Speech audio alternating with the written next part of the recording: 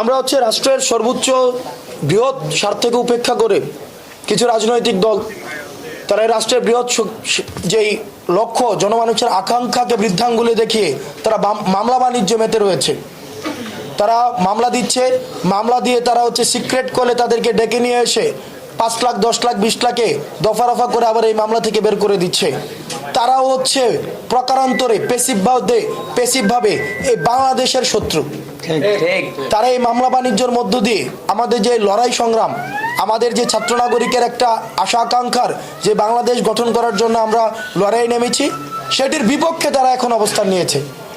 এবং রাজনৈতিক দলগুলোর কাছে আমাদের আহ্বান জানাবো, আপনারা আপনাদের জায়গা থেকে আপনারা তৃণমূলের নেতাকর্মীদেরকে স্পষ্টভাবে আপনারা বার্তা দিন, যেন করে এই মামলা বাণিজ্যকে তারা হচ্ছে কোনোভাবে প্রশ্রয় না দেয়, বরং যারা প্রকৃতার্থেই এই আওয়ামী ফ্যাসিবাদের পক্ষে ছিল, আওয়ামী ফ্যাসিবাদের পৃষ্ঠপোষকতা দিয়েছে, তাদেরকে যেন মামলায় হচ্ছে অন্তর্ভুক্ত করা হয় এবং তাদের বিচারটি যেন যথাযথভাবে নিশ্চিত করা হয়।